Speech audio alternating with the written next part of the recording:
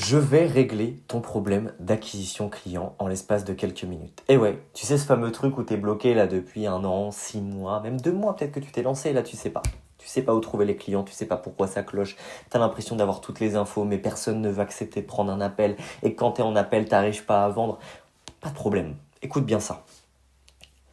La première phase par laquelle on passe tous, et par laquelle ont passé tous les élèves de mon agence pour se développer, c'est par une phase d'avatar. Et ça, c'est le problème récurrent que je vois chez la plupart des coachs. Votre avatar n'est pas assez précis.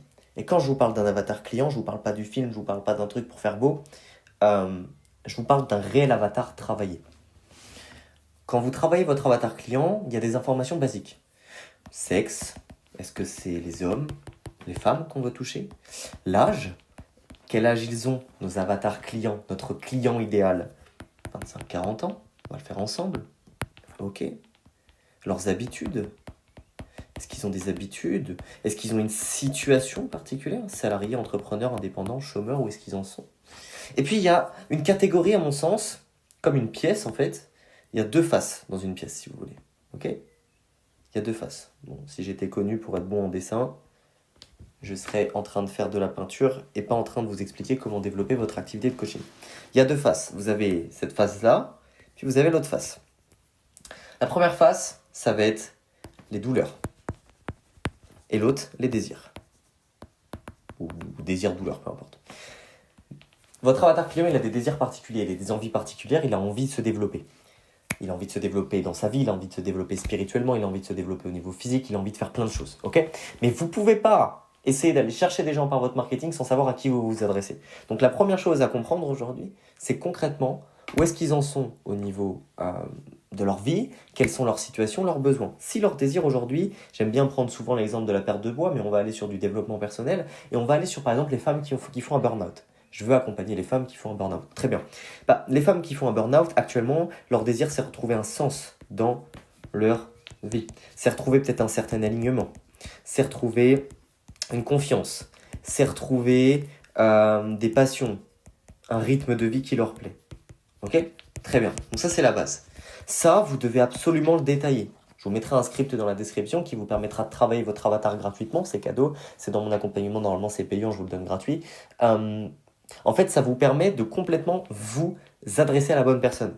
Et ensuite, une fois qu'on a fait les désirs, on va faire les douleurs. Donc, quand on fait les douleurs d'un avatar client, la première chose par laquelle on passe, c'est évidemment, ok, si le désir c'est trouver un sens à la vie, la douleur actuellement, c'est que pas de sens. Ok? Très bien. Si l'alignement c'est pas bon, c'est qu'il y a un désalignement. Peu importe. Vu que je vous ai dit que c'était les deux faces d'une même pièce, évidemment vous allez pouvoir travailler sur ça. Vous prenez le négatif et son contraire. Et puis vous étoffez. Je veux absolument que ça soit hyper précis. Je veux savoir quelles sont leurs habitudes, quels sont leurs modes de pensée, où est-ce qu'ils vont manger, comment ils se sentent. Globalement, je veux que vous ayez un avatar hyper précis. Et c'est une fois que vous avez un avatar précis que c'est là que vous vous posez la question de où je vais chercher mes clients, pas avant. Une fois que vous avez fait ça, votre client qui a 25-30 ans, enfin votre cliente du coup qui a entre 25 et 40 ans, qui est proche du burn-out, qui veut sortir du burn-out, est-ce qu'elle est plus proche sur Instagram? Est-ce qu'elle est plus proche sur LinkedIn ou est-ce qu'elle est plus proche sur Facebook? Elle est plus proche à mon avis sur Instagram ou sur Facebook. Alors on va prendre Instagram. Ok. Maintenant que vous avez fait ça, vous devez comprendre une chose, c'est que vous avez deux moyens d'acquérir des clients lorsqu'on démarre, deux moyens hyper simples, et c'est par lesquels je suis passé pour faire de 0 à 10 000 euros rapidement. Un, ça va être votre prospection.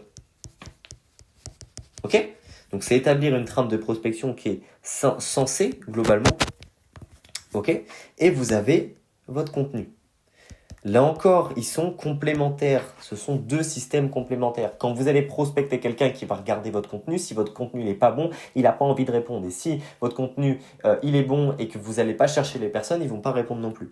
Et c'est là que vous allez devoir créer une trame de setting et repérer globalement où sont vos concurrents. Arrêtez d'essayer d'être dans l'optique de vous dire « Ok, alors moi, je vais attendre que mon contenu y perce et ensuite j'aurai des clients. » Non, allez vous intéresser à ce qu'il fait aux alentours et listez-moi 10 concurrents, 10-15 concurrents qui font à peu près la même chose que vous. Et commencez à regarder comment ils créent leur contenu, commencez à regarder comment ils gèrent les choses, commencez à regarder peut-être évidemment s'il n'y a pas des prospects intéressants chez les concurrents. Et oui, c'est la loi de la jungle dans le marché du coaching. Et quand vous allez alimenter votre prospection et ramener toutes les personnes qui sont chez les concurrents sur votre contenu, en fait, c'est là que vous allez pouvoir commencer à nourrir votre organique. Mais il faut commencer par engager une discussion avec votre cœur de cible. Si vous attendez qu'ils arrivent, ils n'arriveront jamais. Je vous le dis tout de suite. Donc, maintenant qu'on sait qu'on a un avatar qui est bon, qu'on sait où les trouver, on sait à qui s'adresser. Maintenant, la question, c'est comment les appeler. Enfin, comment les ramener en call, en appel de découverte. D'ailleurs, tu peux prendre un appel de découverte avec moi juste en bas. C'est gratuit, évidemment. Description. Call rapide. 1. Accroche. Toujours la même chose. Dans votre trame de prospection, il faut le premier message qui approche. 2. Découverte. Comprendre où est-ce qu'il en est et proposer l'échange. Très bien. 3. Approfondir. On approfondit sur les besoins. Ok, tu fais quoi dans la vie? Ok, t'en es où? C'est quoi tes projets? Qu'est-ce que tu veux? Ok, trop bien. 4. Créer un gap. Ok, trop bien. Et par rapport à tout ce que tu me dis, ça serait quoi le challenge que tu vas devoir affronter durant les prochains mois? Bah, mon challenge, moi de mon côté, ça va être d'avoir plus de clients. Ou c'est de me sortir de mon burn-out. Ou c'est de me sentir beaucoup mieux. Ok, trop bien. À la limite, ce que je peux faire, c'est prendre 30 minutes avec toi pour voir si je peux pas t'apporter mon aide. Gratuitement. Pas de piège, pas de vente. Parce que c'est vrai, vous n'allez pas faire de piège de vente.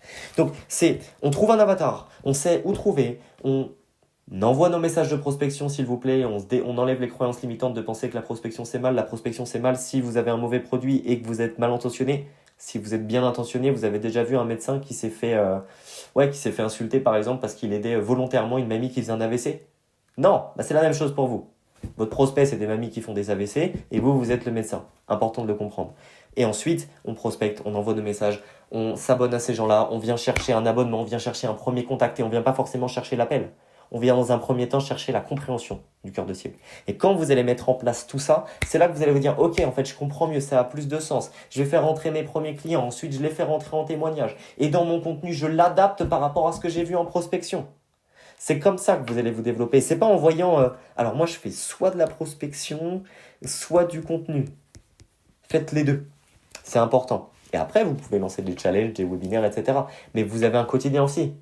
Et donc, quand le bateau il est un peu en tempête, il y a une seule chose sur laquelle vous devez vous pencher, c'est combien de conversations vous avez engagées avec votre cœur de cible, combien d'appels ont été bookés et combien de ventes vous avez fait. C'était Enzo, like, abonne-toi, description, tu regarderas, il y a quelque chose un petit peu sympa, je te mets aussi le script GPT, et puis on se retrouve demain, nouvelle vidéo. Abonne-toi, mets la cloche aussi.